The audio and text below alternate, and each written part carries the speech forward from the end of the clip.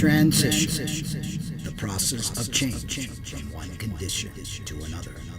We are now at a new crossroads where change is evident once again. What does not serve us must transform us anew. Returning to our original state of oneness and true nature of that which created who we truly are. Confusion was the way of the past. Enlightenment is the way of the now and future. Shedding away the layers of deceit. We now bring you the transformation of the two who started as one. Our fearless planet never stands still. Earth has been in a process of transition.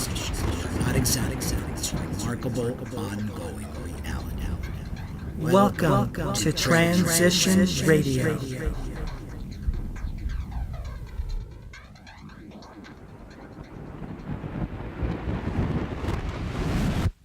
Well, hello and welcome. My name is Mark Angelo Cummings, and I am your host. And I'm Lena Lopez, and I'll be your hostess. Well, thank you so much for joining us. We are broadcasting live from the beautiful land of enchantment, Silver City, New Mexico. It's got a big cold again. I know. We're supposed to go through another freeze again. It's it's April going on May. It's crazy. I don't know what's going on.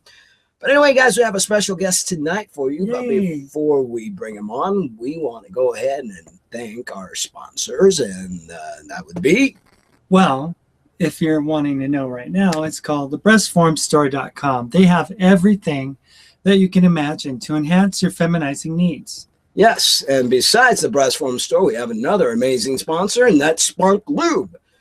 And Spunk Lube is an amazing, high-quality, personal lubricant that's 100% sex toy safe with all materials. And look at that. They've got Spunk Lube Pink, Spunk Lube thingy that looks just like semen, and then you got our favorite, that's the silicone one, which is amazing. Oh, yeah. But, go ahead and check them out and by visiting the website. spunklube.com. Yeah, so make sure that, you guys go and hit the code TR and you'll receive a 10% discount. That's right, 10%. And every little bit helps. That's right. Nowadays. And if you can help us out too at transitionradio.net, we would appreciate any donations that you would send our way. Definitely. And speaking about donations and speaking about sharing, we want to present to you tonight Lucas Charlie Rose. And Lucas Charlie Rose is a trans male hip-hop artist, music producer, filmmaker, who was born in Paris, France, to a black father and a white mother. After stints living in the U.S. and Niger, Lucas moved to Montreal to study music and filmmaking. Since arriving in Montreal, he has released 3 albums and 2 EPs and founded his own multidisciplinary company called Common Sense Entertainment. He is also very vocal and visible in the trans and anti-racist activist scene. And now, ladies and gentlemen, please welcome to our show the amazing Lucas Charlie Rose, right? Did everything, all your pictures flow okay up there? Yeah, awesome. Cool. Okay. That's exciting. So tell us about the little guy you got back there. Super T. Yeah, well, that's a sign that I made for the first trans march that happened in Montreal last August. And it was during Pride. We had like an alternative Pride for marginalized communities. And we did, the first trans march. And so I decided that transmen was actually a superhero. And you take hormones and then you become all strong and stuff. We've heard that before. That's an amazing, that's actually pretty amazing. I mean, the first time that I started seeing the little muscles pop up and stuff, it's like, wow.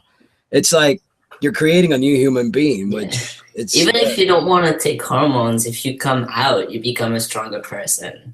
Like if you allow yourself to be who you are. Internally, yeah, that's right. That's very true, because before that we hide who we are. And, that weakens us because we have to be something we're not. And so when for the first time you're true to yourself, that's an amazing feeling. Yeah.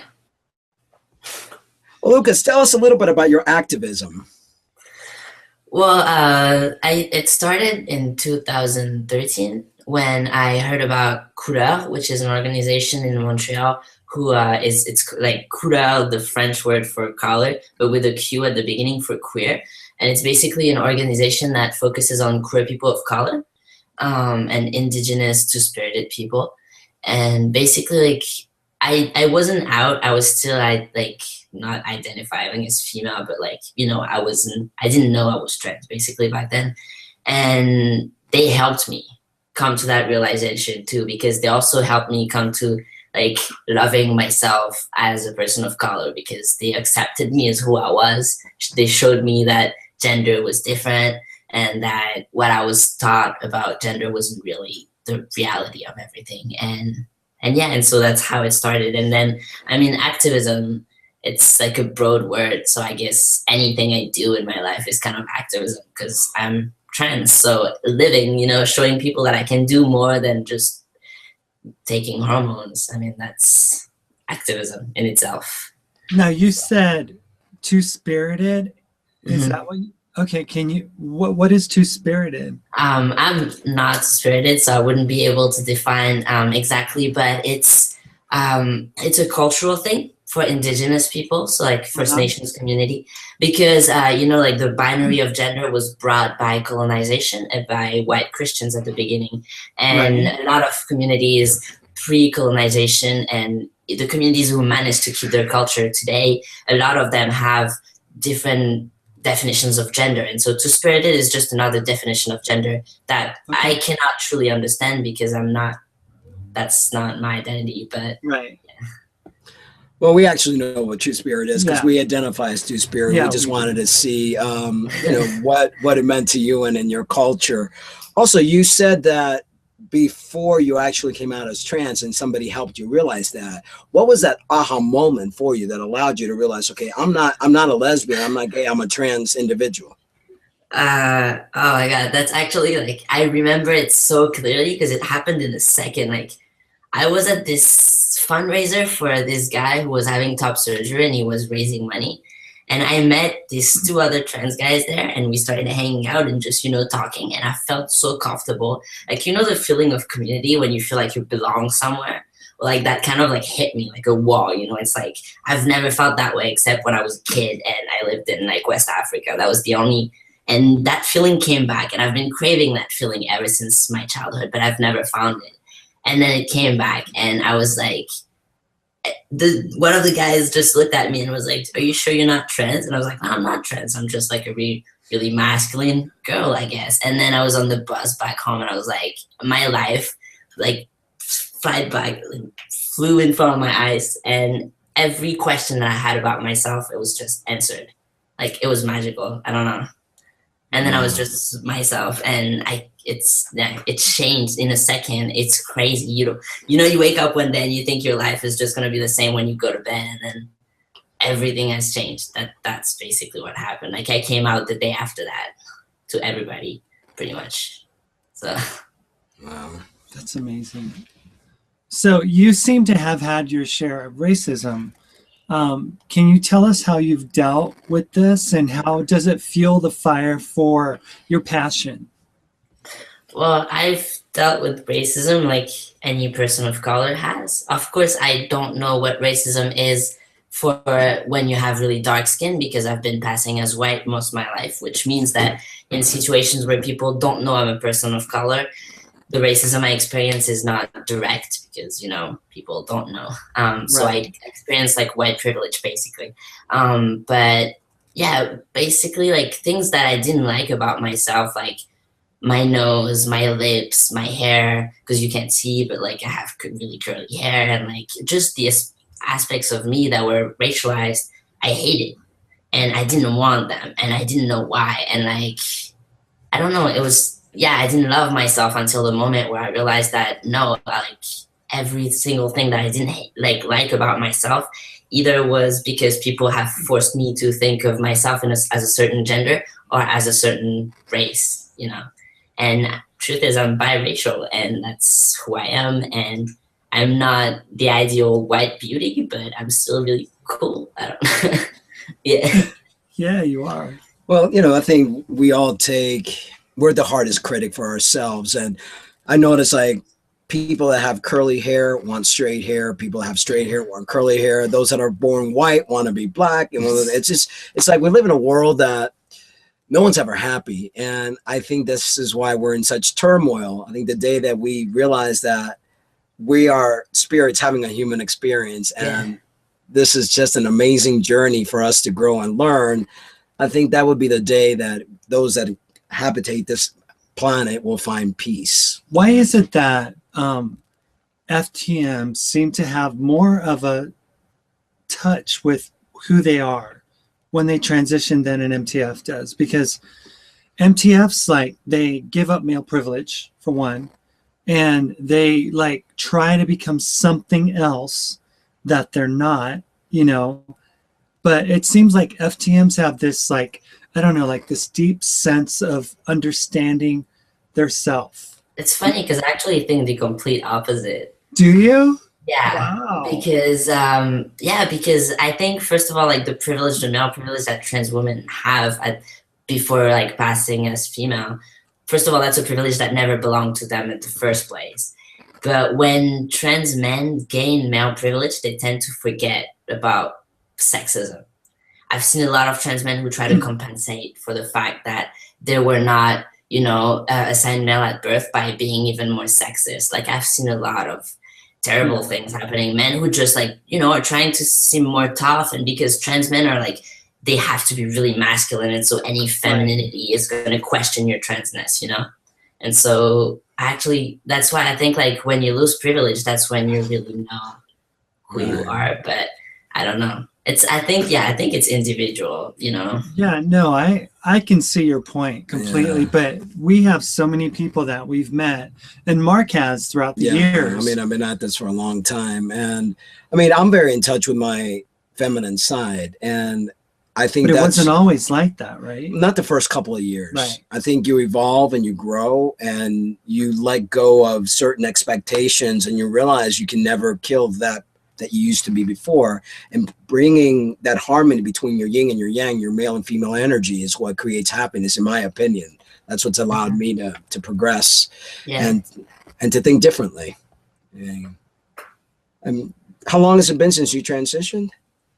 Well, I started like hormones in July, 24th of July. Basically. Okay. Yeah.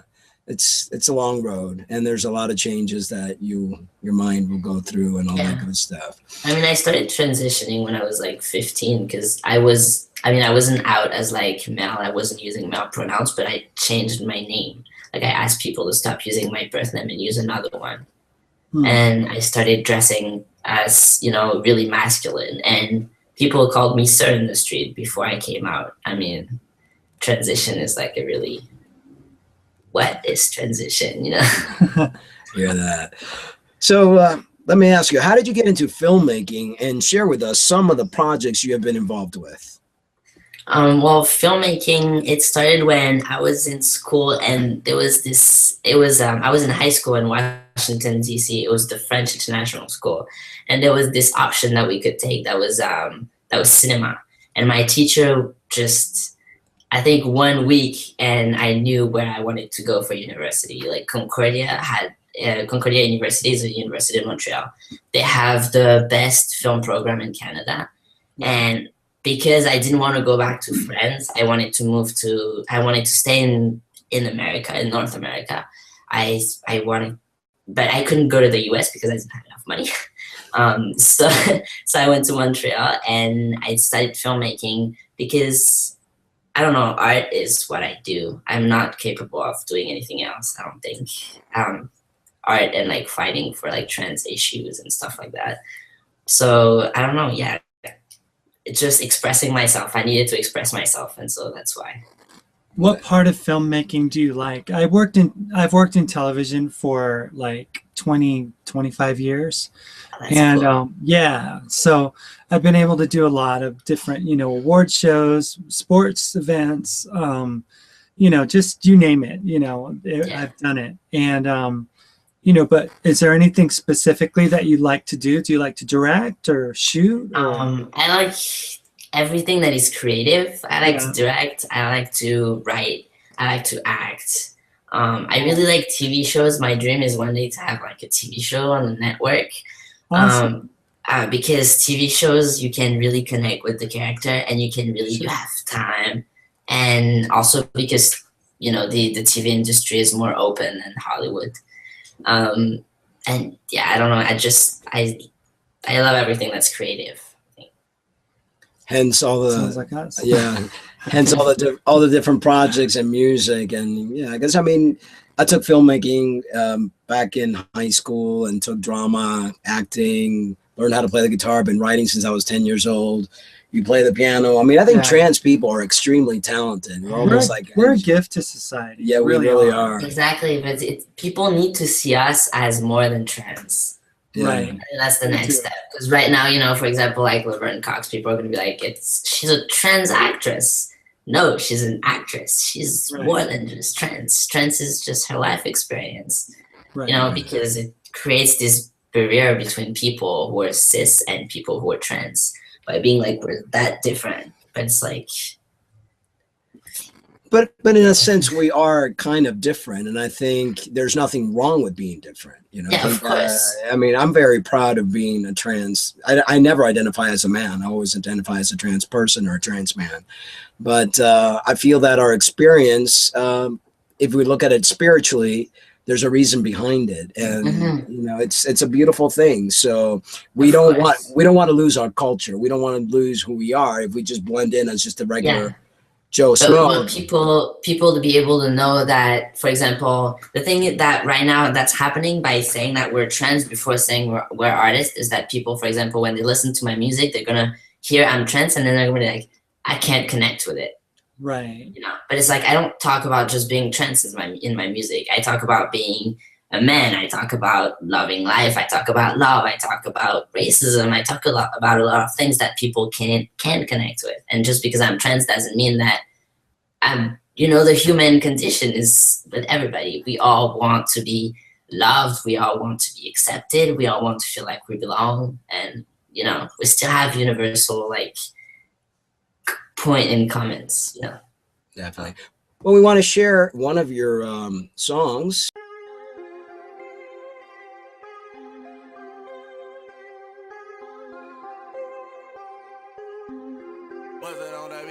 Poison ivy, I know you ain't good for me, but neither are brownies and got no high. I love this shit, sweet addiction. Couldn't resist the temptation, give me all your affection.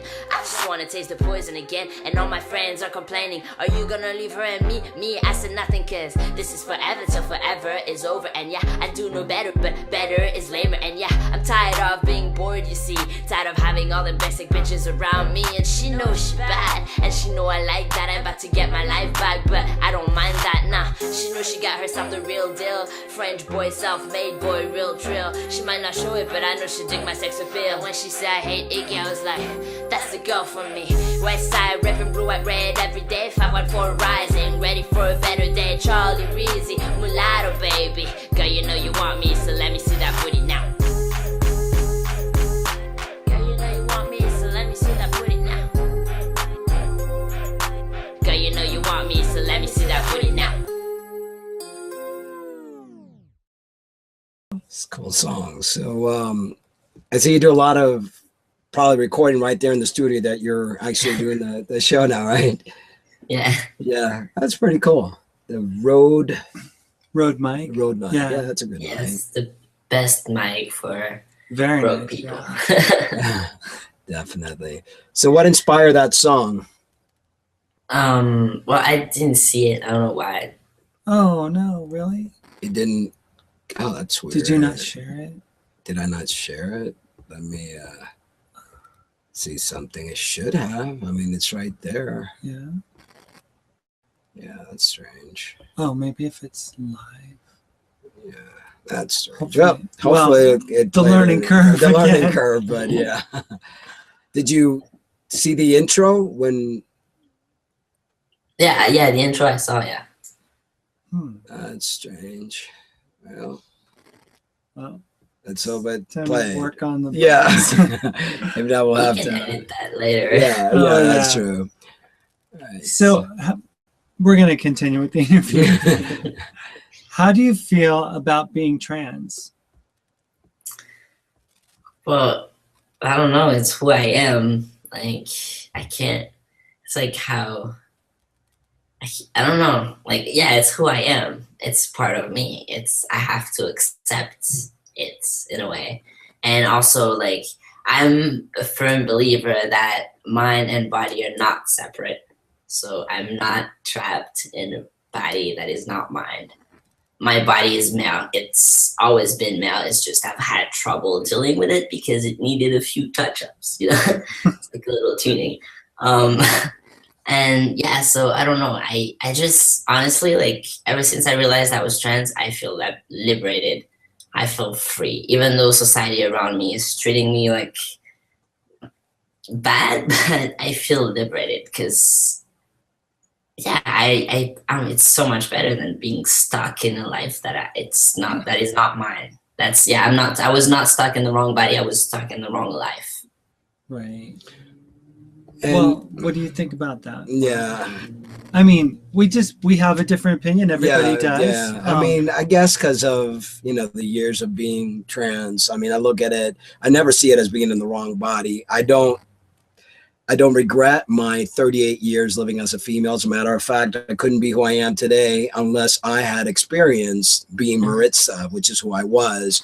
I'm very grateful for the experience that I've had. I think it's made me the person that I am today. Being able to have both a male and a female side and really being able to join forces with that allows me to be a very sensitive kind of person, and at the same time being in touch with my male side. It's an amazing thing. So I think things were the way they were meant to be, in my opinion. Your experience is different. Everybody else's experience is different. But I think that our experience is from the dual-spirited person, you know, because that's what we both are. So we don't necessarily understand your side of things, but it's I actually feel kind of the same way. It's just because, you know, the thing is, unlike you, my culture, I don't know. I have no touch with my culture whatsoever because of colonization, because of slavery. Like for example, you know, my last name is not my real last name. It's the last name of the people who owned my ancestors.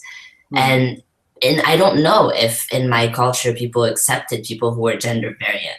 I don't know if I was born in my culture how I would, you know, react to my gender. But what I know is that my life in the binary and seeing the world as like being male or female with no middle, that was the wrong life.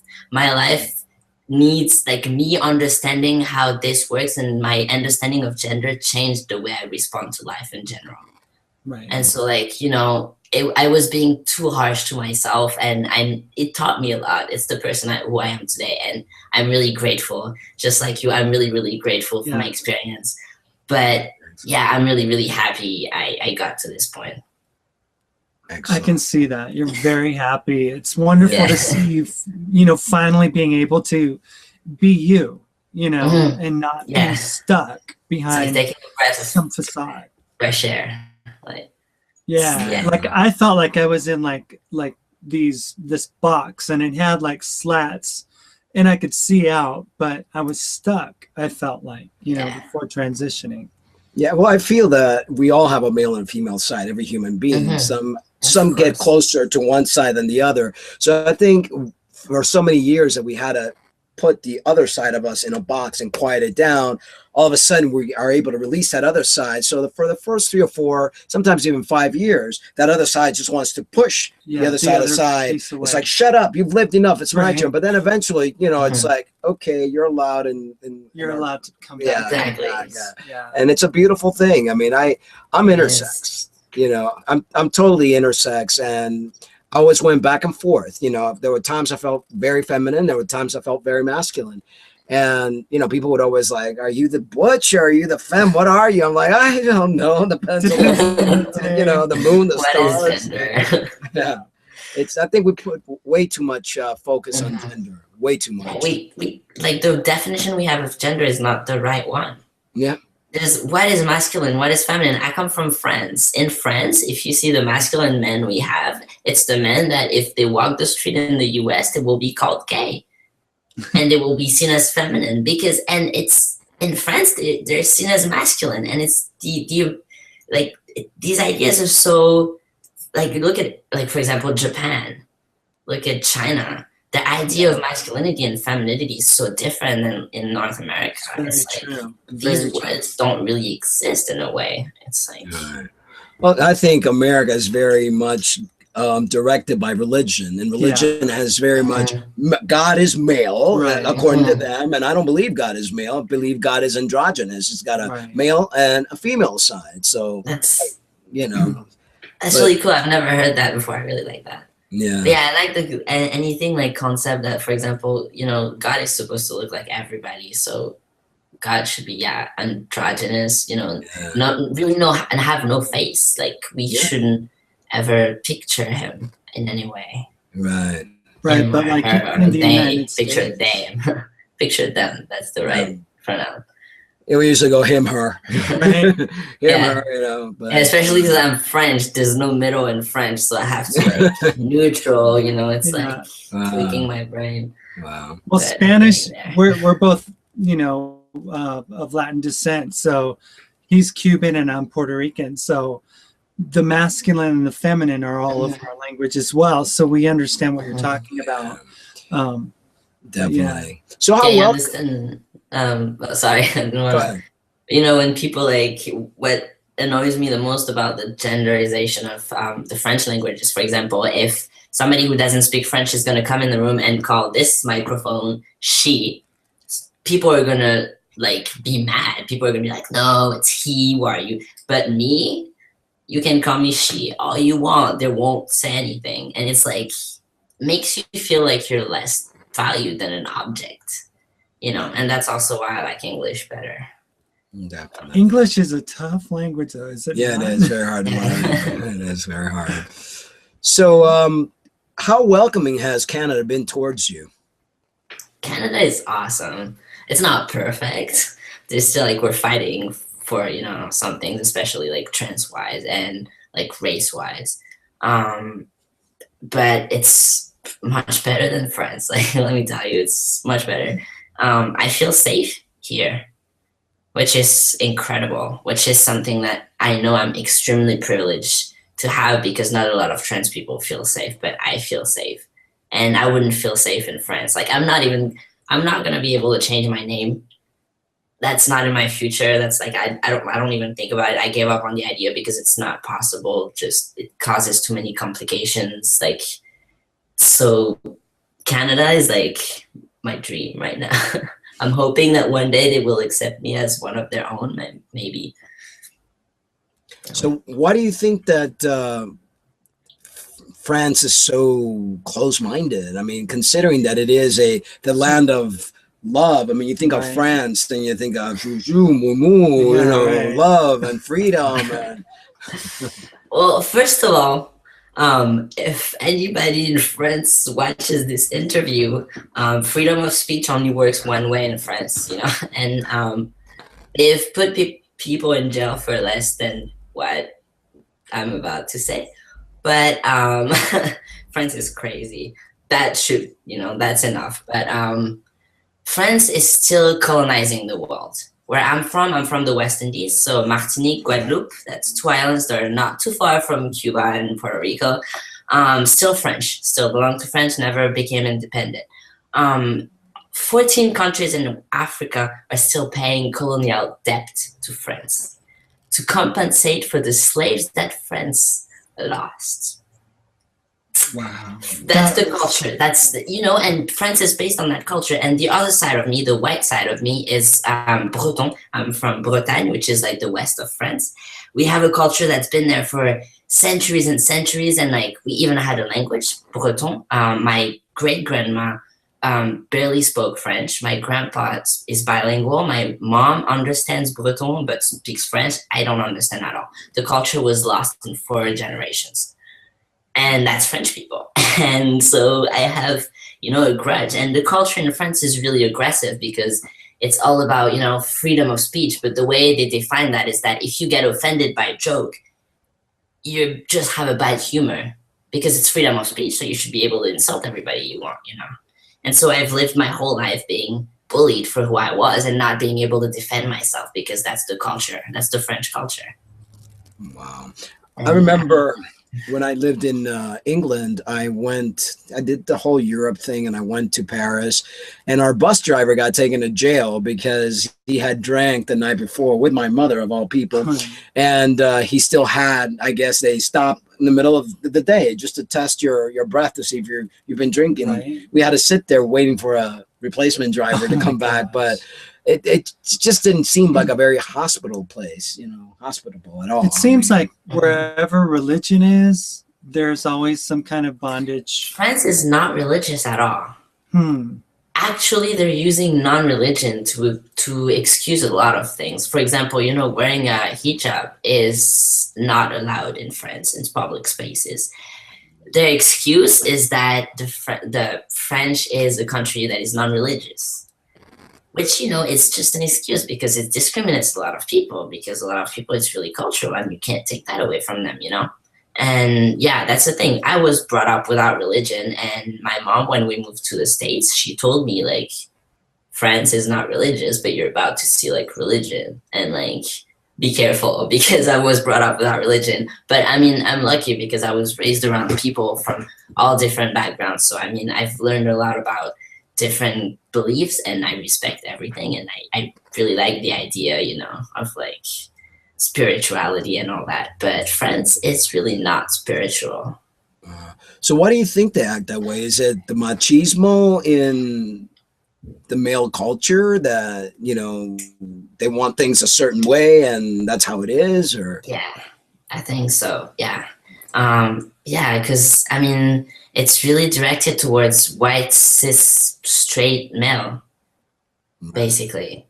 Because look, I mean, everything that is happening, it's like people they're putting in jail right now. If you're a white cis male, you can say anything you want, and they're gonna say freedom of speech. But as soon as you're a person of color, for example, it puts you as like you're threatened by the law, which is like, and just for saying stuff, not for being violent. People have been put to, like, so far they're trying to put a rapper to jail, and they've put a like comic too, and just for speaking up because like of like the Charlie Hebdo incident, like there was a lot of questions about race that were brought up.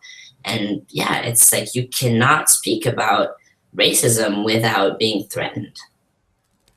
And I don't know why it's like that.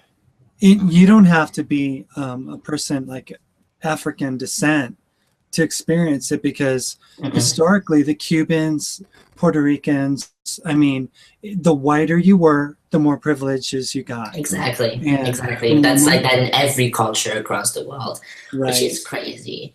And like, but yeah, like it's funny because I pass mostly as, I used to pass more as white as I do now. Testosterone made me darker, and for some reason my like racialized features like pop up a lot more now. So like people know I'm not white. But even before, it's like when I go to the airport in France, I was going through like random checks all the time, and here a bit less, And it's just a dangerous place now, It's like the extreme far right is governing the country almost. They're fighting against abortion, which is like, really, it's 2015. You're trying to give away the right to abortion, and they're trying to like change the like wage, like the pay wage gap. They want like women to be paid less than men. It's like, like culturally, what are women able to accomplish in French culture? Are they a lot less privileged? Is it like living in an Arabic country or something like that for a woman? Or well, I can't really judge like Arabic countries because I've never been there, so I don't really know. Like, but in France, I mean, I was brought up by my mom, who was a really, really powerful woman. She's had like a wonderful career. So the side of women that I've seen were really like really strong women who were fighting like against the system, not really like by saying stuff, but just by being. But I mean, yeah, when you're a woman, you're expected to be, I mean, thin. There's a lot of like I don't know if fat phobia is a word, but like, yeah, there's a lot of that. Like people, the insults that people have towards people, for example, men are going to insult each other by being like, oh, you're PMSing and stuff like that. Like that's normal. it's people are gonna pretend that they're open-minded, but then in the like everyday language that they're gonna say without really paying attention to it is gonna be really sexist.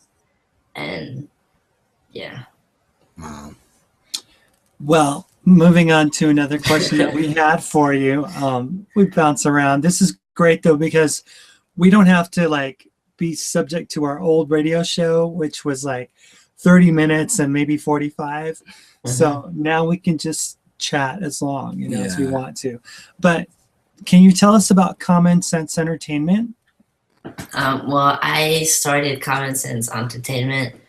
We don't have a business number or anything yet. I'm still trying to have some money first.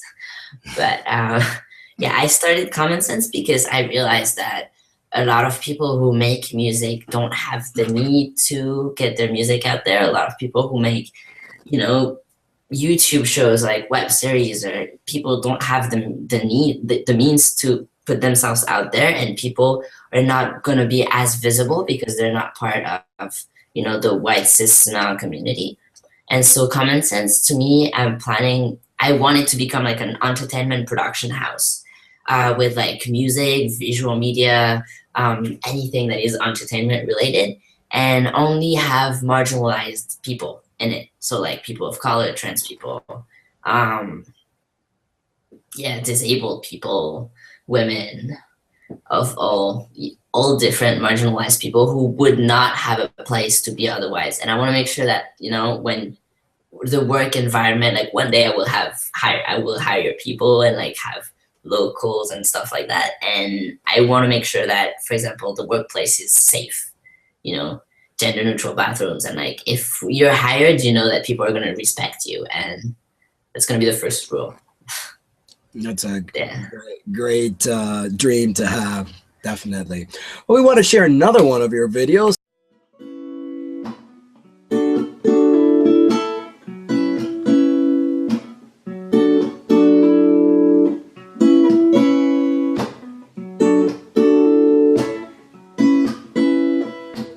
What up, guys? My name is Charlie, and this is Final Chapter by Chris Brown.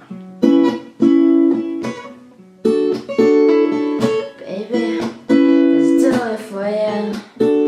When it's finished, I just step back in the door, I just gotta know, 'cause time is money and I won't let him waste it.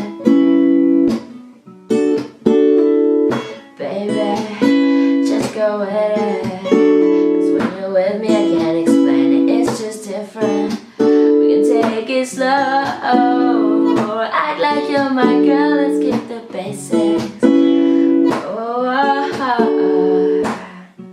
He's so replaceable, you're worth the chase you're putting on. And it's alright, I'm not dangerous. When you're mine, I'll be generous. You're irreplaceable, collectible, just like fine china. Favorite, you're my favorite. It's like all the girls around me don't have faces, and the saying goes, life is just a game, but I'm not playing. You're so replaceable, you're worth the chase you're putting on. And it's alright, I'm not dangerous. When you're mine, I'll be generous. You're irreplaceable, collectible, just like fine china, just like fine china.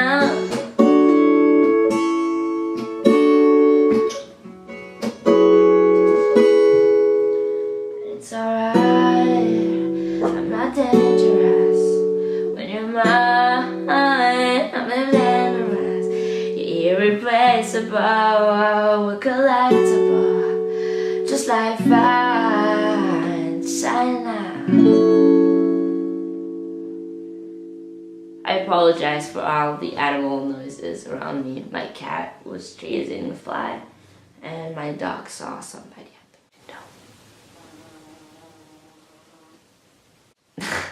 I hope you enjoyed it, though. Yeah, see you soon.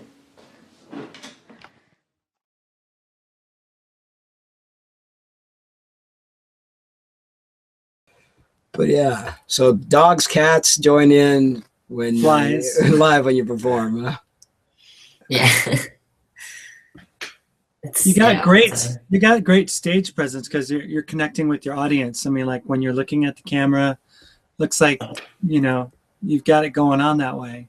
Well, thank you. I didn't Yeah. used to be like that. Yeah. I used to look at my feet the whole time for years. Yeah, I can relate with that. When I was starting to perform, I would close my eyes, and everybody was like, "Why don't you open your eyes?" Yeah. I'm like, "I can't because it makes me nervous. So I'll just close them." You know, it's a lot easier. But yeah, it's performing is an amazing thing, especially when you start to connect with the audience. It's like it's a give and take. Yeah. Yeah, I don't know. That's where I feel the most like home on stage. I try to perform. I mean, I perform a couple times a month, and I love it. I don't think I will ever give it up. It's an amazing thing. We're looking forward to performing more. I mean, Yeah, we are. We are. If we could get all the bugs worked out with the situation here, but yeah, definitely. So, what plans do you have for the future? Well, I want to revolutionize the entertainment industry. I know that's like a big word, but yeah, I want to do it, and because I want to do it, I'm going to do it. I want to. I created this YouTube channel. It's called FTM for the Music, where we give interviews. Well, we interview musicians, and like we're gonna promote transmasculine musicians. And you know, I want one day maybe it's gonna evolve into a festival with only trans performers. You know, something like that. Like I just want more representation. You know, like I want to bring more people of color, more queer people, more trans people in the spotlight, and yeah, I'm gonna do it. Definitely. That's the way to do it. Awesome. Dream big and dream and make your dreams come true, because that's basically what it's all about. Yeah. So do you have any words of encouragement that you want to give, like for the younger trans generation that might be watching? Well, first, I think the most important thing that you have to know when you're like a young trans person, you know, and you're dealing with the realization that you're trans, or like you're just being harsh to yourself. A lot of times you're being really harsh to yourself.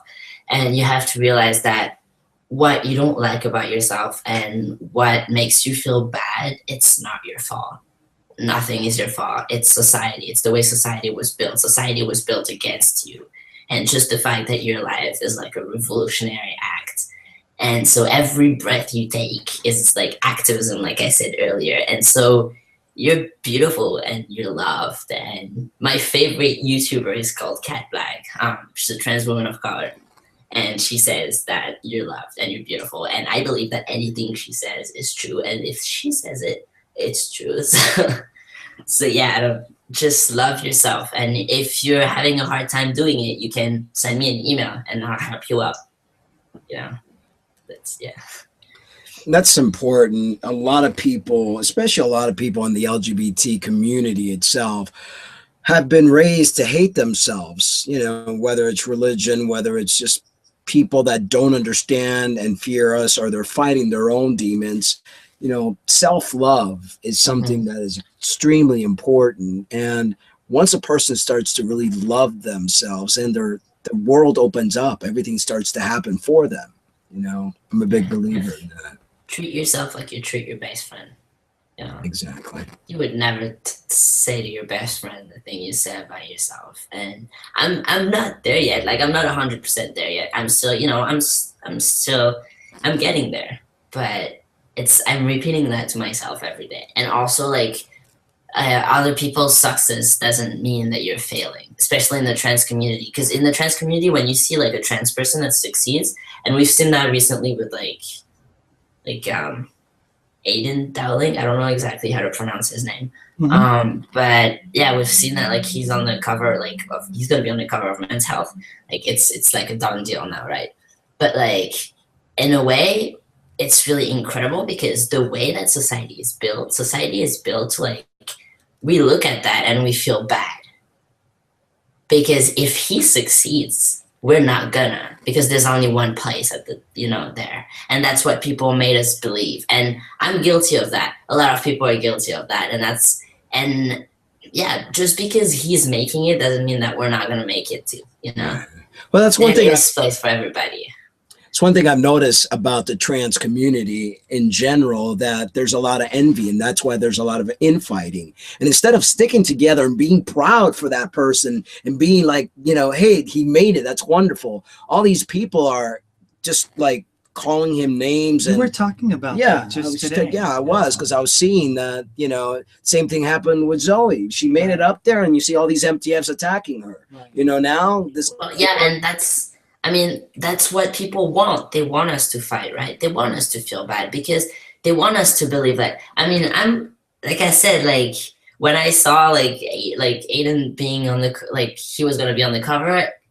It's really good for visibility, but in a way I felt a little bad because it's like my stomach kind of flipped because I was like, people, it's so hard to see. We don't see success, especially in the trans masculine community. We're so invisible that we don't have to deal with like trans misogyny. So like that is like, we're privileged in that way, but we're invisible. That's what we are.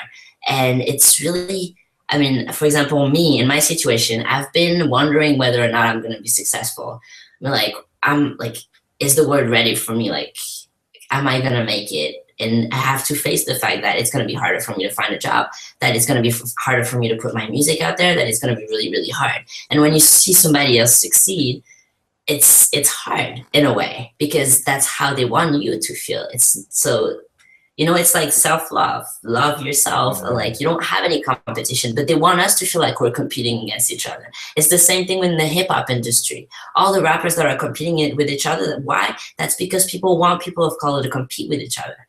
Because there's one place at the top. We're not all supposed to be there. There's only one place, and that's what they want us to believe. But there's a lie. There's plenty of room for everyone. But exactly.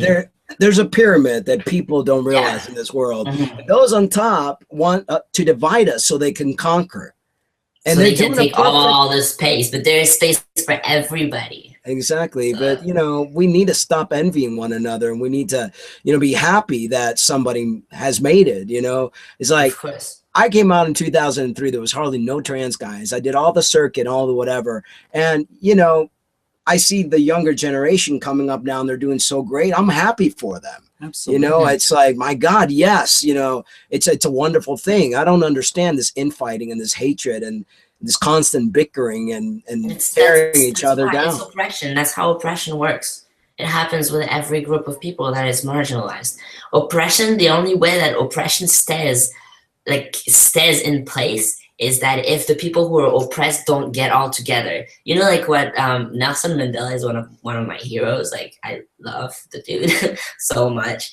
But he says that, alone we can't do nothing, but together we can do everything. And they know that. The people who are oppressing us, they know that. And so they want to try to disperse us. And it affects everybody. And people don't really say it, for example, that's a really personal thing for me to say, when I saw Aiden, that he's going to be the cover of Men's Health, my stomach turned.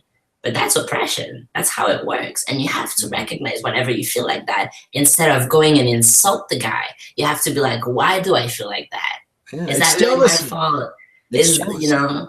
Jealousy it's envy. Yeah. But so it's stop. If you're getting mad, take that mad, the mad that you're feeling and direct it towards the oppressor.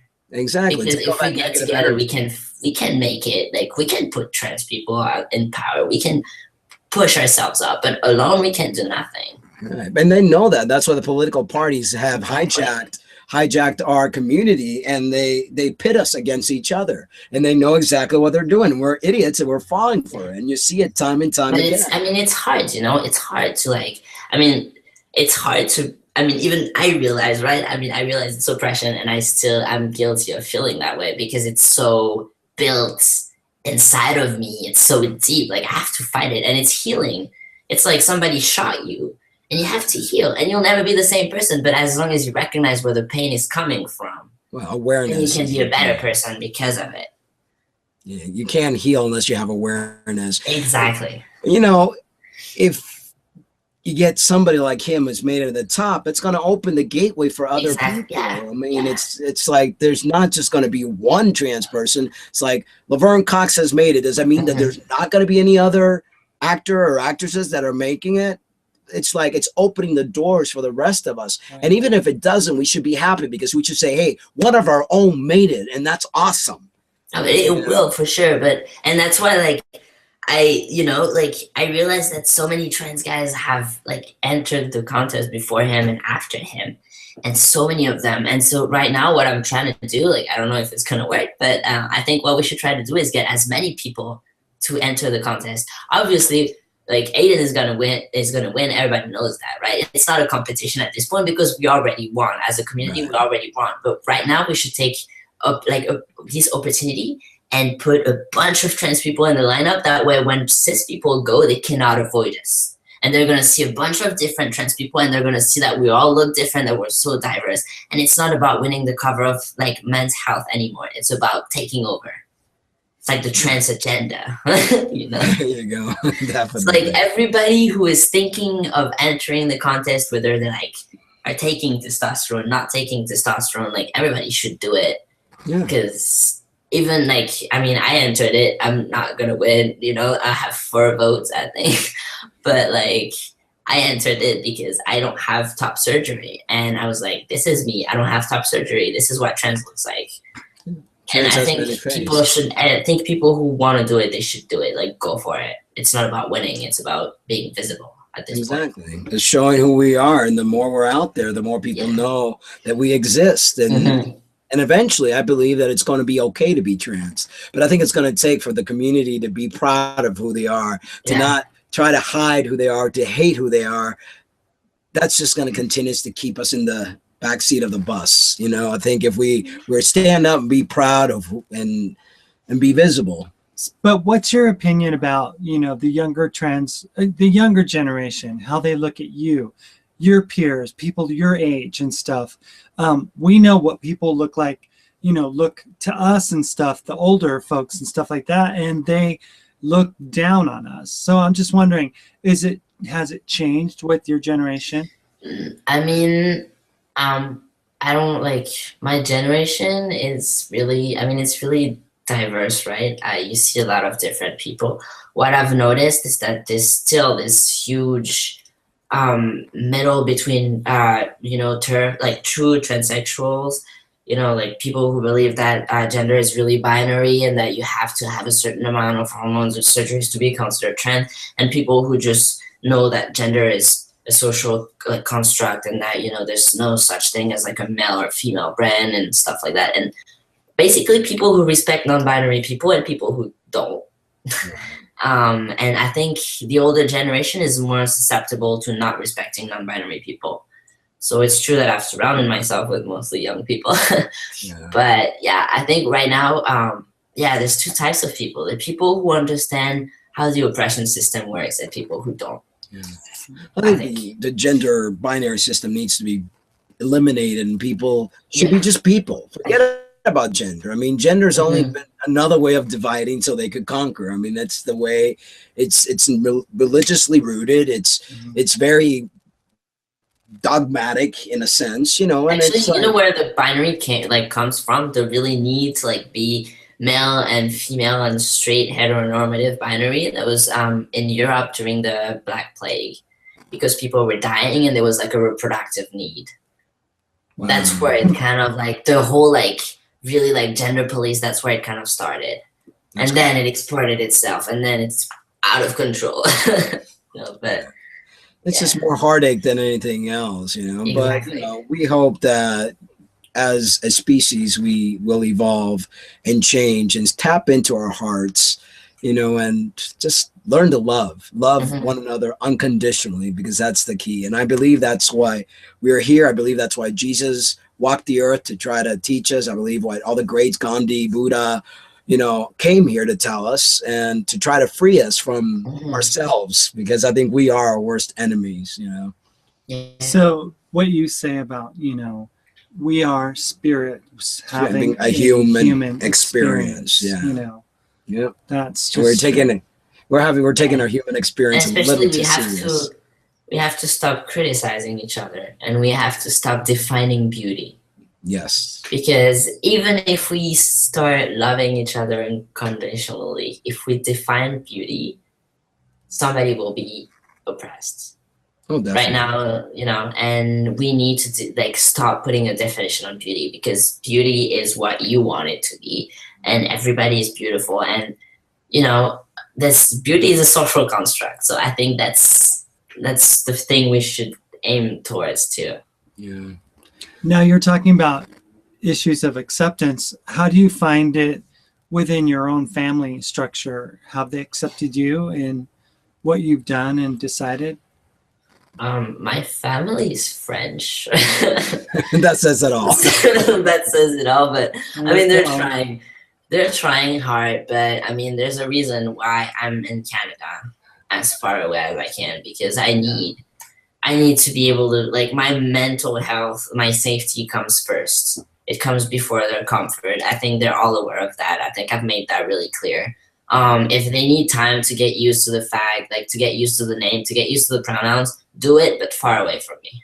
Yeah. Because I don't want to be hurt. I don't need violence in my life right now, and misgendering means violence, for example.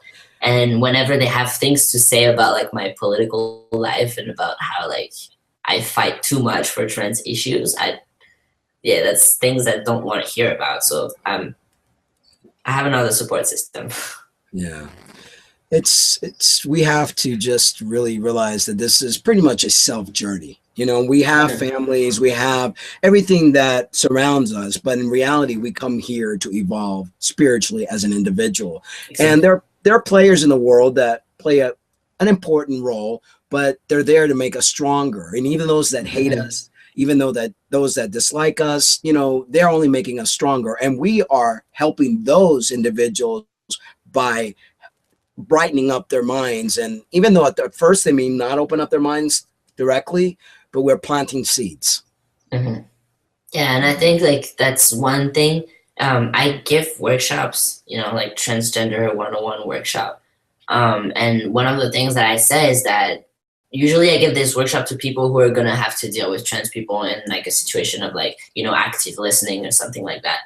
And one of the things I say is that if somebody comes up to you and says that their family is transphobic and their family is making them feel unsafe, you should not tell them to just wait and give them time. You should tell them to form another support system, because we have enough trans kids who kill themselves because of how bullied they were by their family. We need people to feel loved. And if your family is not giving you that love, you can find it somewhere else, because somebody in the world will love you. That's right. And yeah, that's a great message for, specifically now with all the suicides this year, it's a very good message. And you're a great person to do it, because you can relate to them. You can tell them, love yourselves. Yeah. Definitely. Yeah. Well, anything else you wanted to add, Lucas? We're about to wrap it up. Well, I think I said a bunch of stuff already. But thank you so much for having me. Thank you. You guys are doing really good things, so keep it up. Thank you so much. You too, my friend. Much love to you. And thank you. Take care. Have a good one. All right, guys, thank you so much for tuning in. It is Friday. We are changing our show time to Tuesdays and Thursday as of next week. 3 times a week is a little bit much for us. So stay tuned next Tuesday, same time, 9 p.m. Mountain Time, 11 p.m. Eastern Time. And we've got great guests coming up Monday. Tuesday, we don't have one, but on Thursday, we got a 15-year-old trans guy who... he's also from Canada, or actually originally from Austria, and is living in Canada. We're getting a lot of Canadian guests on our show. Western Canada. Western Canada, yes. So we wanted to let him voice his opinion and how the much younger generation is dealing with being trans and how their family and all that good stuff. So stay tuned. Tuesday, 9 p.m. Mountain, 11 p.m. Eastern Standard Time. Thank you guys so much. Remember, if you can live your truth, then it's just not worth living. Good night. Love you all. Love yourselves too. Bye-bye.